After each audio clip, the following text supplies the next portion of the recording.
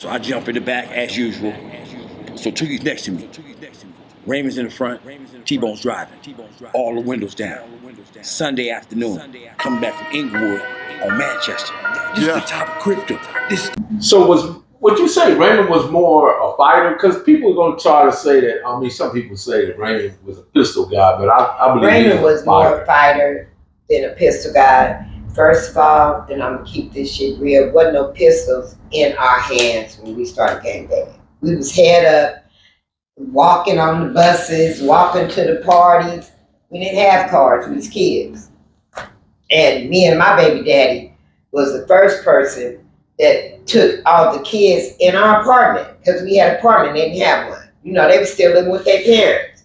But nah, Raymond was cool, and if you couldn't whoop his ass, you just couldn't whoop his ass. And that was it. You seen him fight? Hell yeah, I've seen him fight. What was those fights like, seeing Raymond, a Handgod himself? Hands down, nigga, if you thought you wanted to fight that nigga, get ready, because that nigga had hands.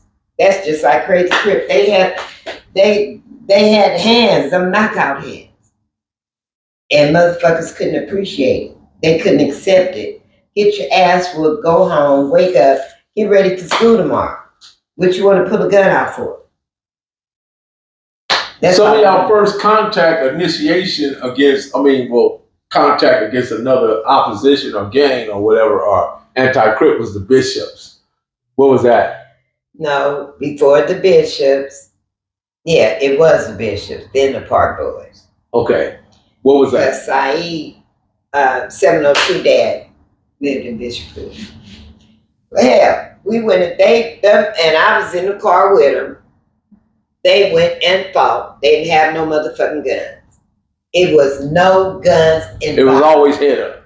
Always head up. Handguard. Hands. And if you ain't got them, you just don't have them, period. And they would get their ass whooped. Niggas was knocked out. We was picking up niggas, putting them in the car. It was all hands.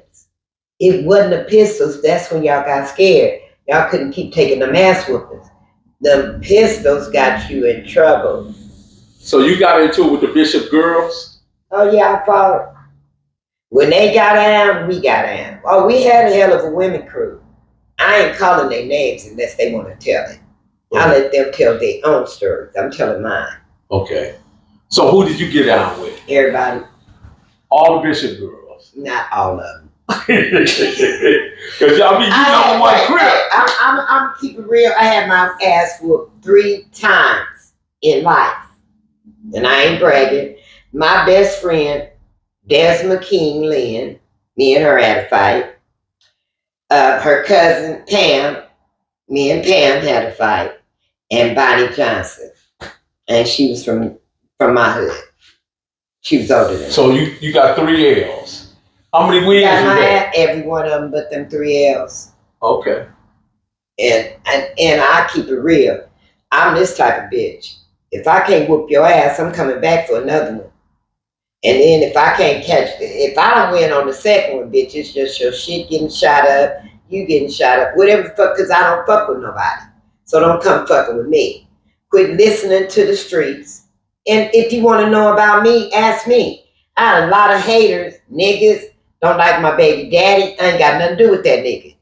Whatever y'all got against him, don't try to run it to me. Because I'm going to protect myself regardless.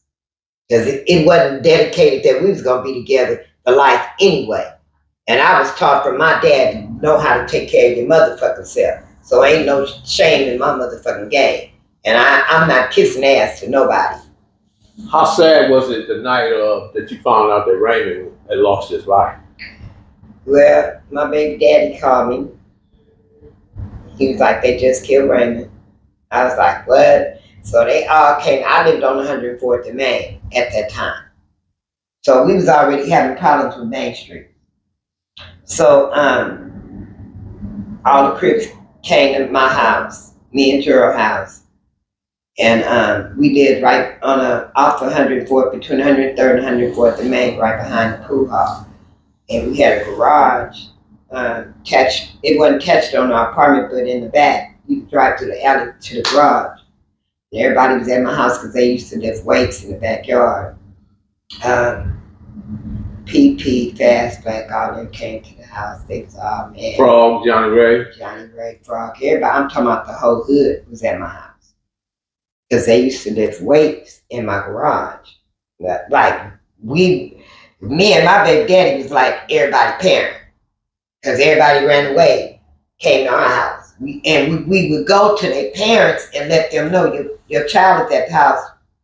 They safe. You can come get them if you want to. We just don't want them to be on the street. That's how I was taught to be grown up. So by me and him being together, we did that for the hood.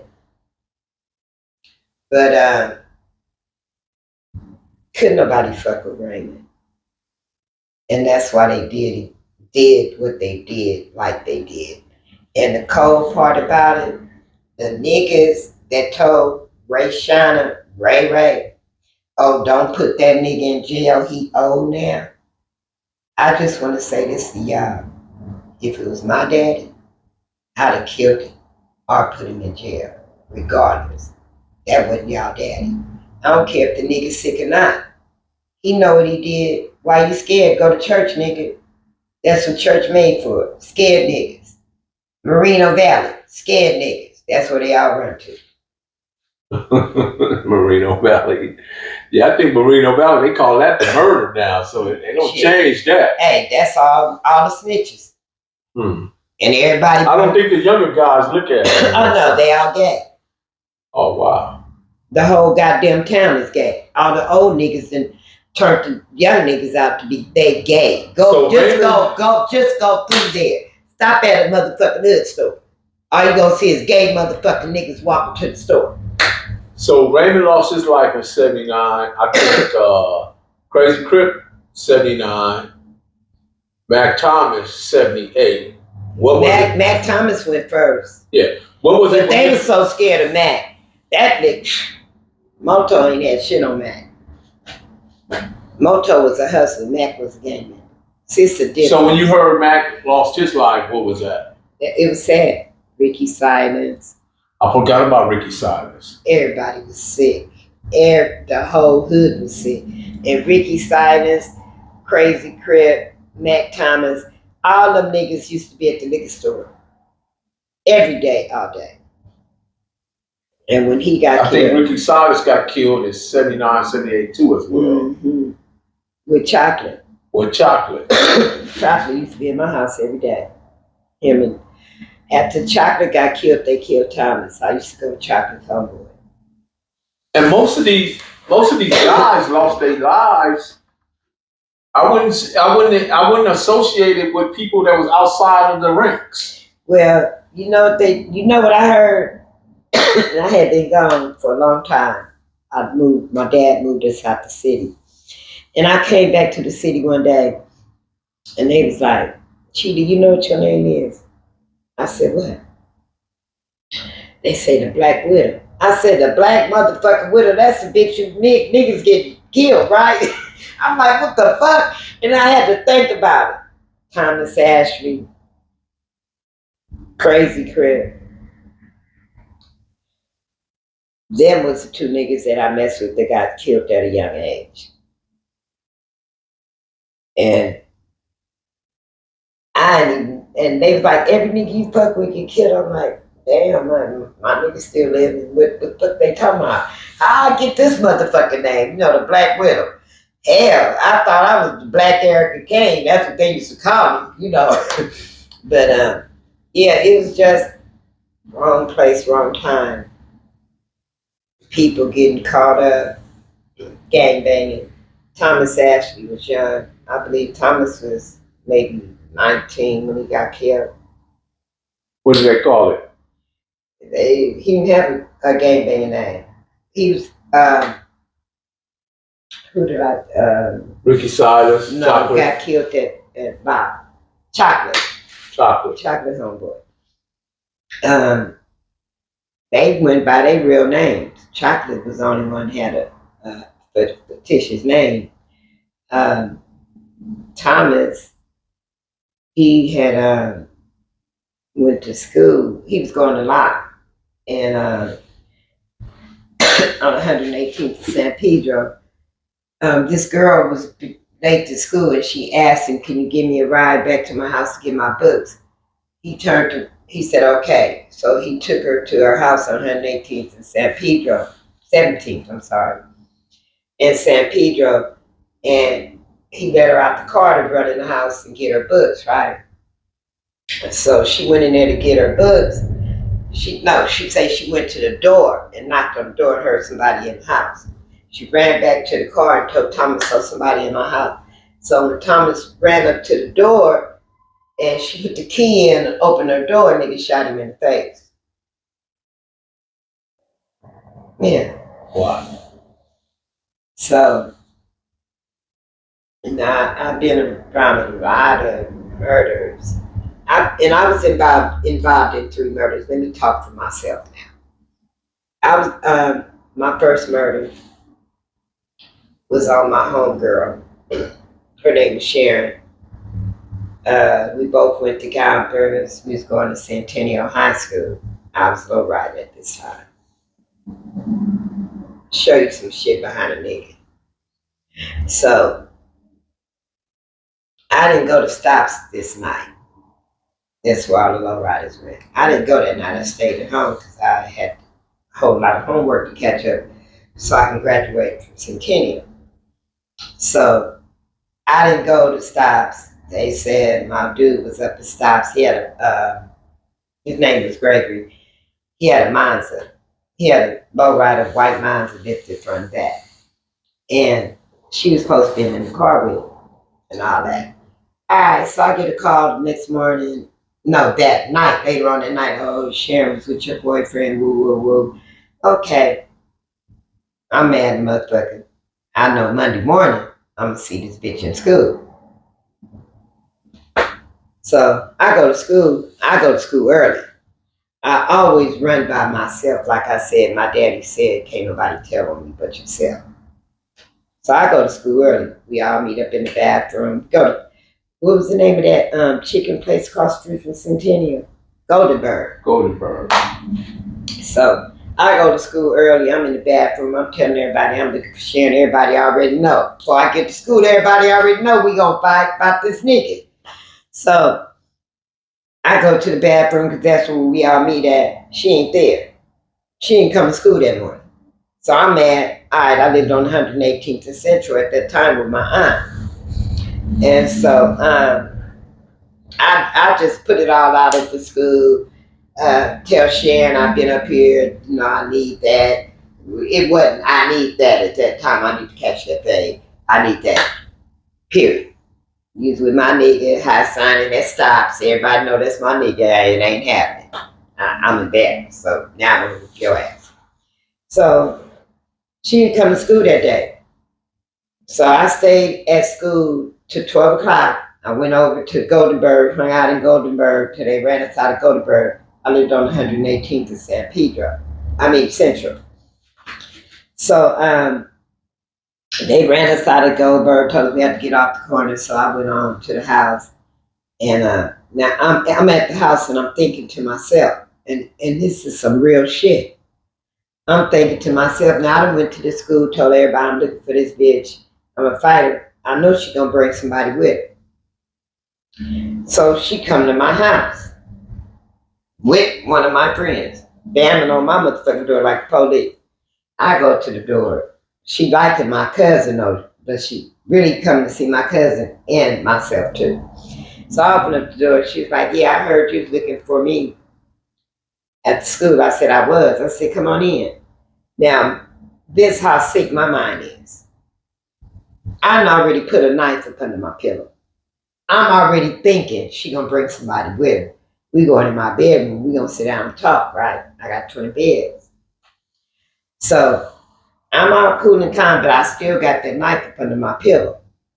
So I said, "Come on, y'all, let's go in the room." We always in my room, 20 beds, me and my cousin Adrian and me sleeping in there.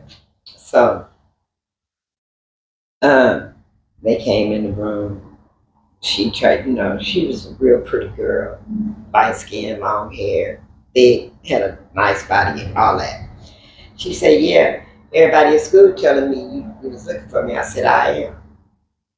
I ain't gonna never turn down a fade. I said, I am. When you with old boy last night, I ain't gonna call his name. She said, yeah, I was with him. He said he wasn't with you no more. I said, so you really believe that? So we got to talking, and she said something slick, and I fired on her. But one of our other friends was with her, right? So I'm already knowing if I found this bitch, I'm already figuring in my mind these bitches gonna jump me. I done already planned, God forgive me, but I done already planned the scenario in my room if something happened, if another bitch jumped in. So we fighting in the room, and Ebony grabbed my shoulder, but she was trying to tell me to stop. I was already into the fight. And when she grabbed me, the first thing I thought, they finna jump me, and I slide my arm up under the pillow and stabbed the girl 17 times and only thought I stabbed her twice.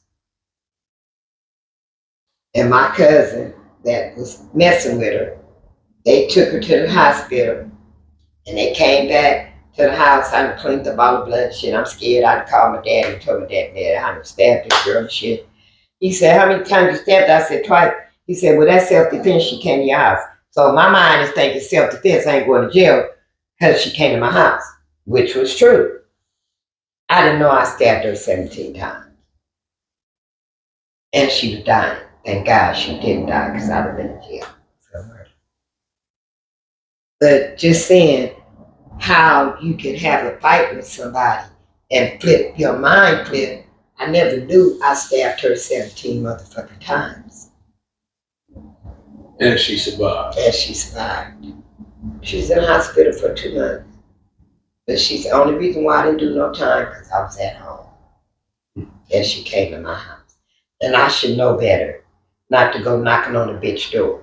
But when you come for me and put your hands on me, you already know the game.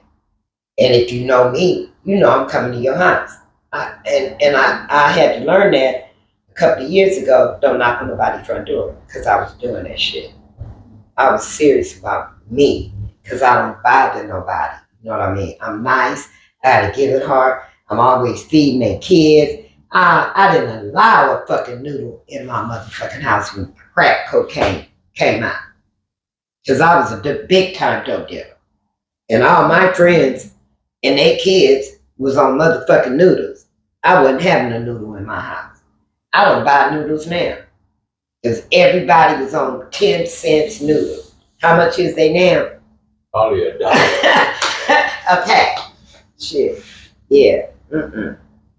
So I just want people to know about me. I committed one attempted murder at my home. Any other murder, wrong place, wrong time. Not me. And I can say it. Lock the door. Cali Miners, baby. Proof of grind all the time. Music money. Got a dollar sign. Hub City. I'm a street nigga. Streets fuck with me. I'ma keep pushing products till the fans get me. It's guap off top. Diamond Cartier. That nigga wall won't give a broke bitch the time of day. They see me climbing. They see me shining. That's hard work. Proof of grinding. New money got me tipping in that 550. Ali, bad man, and I'm so pretty. I got that tech with me. That's my hater sprayer. Go big, grind now, nigga, play later. What can I say? I'm addicted to this paper stacking. And I don't talk about it. I just make it happen.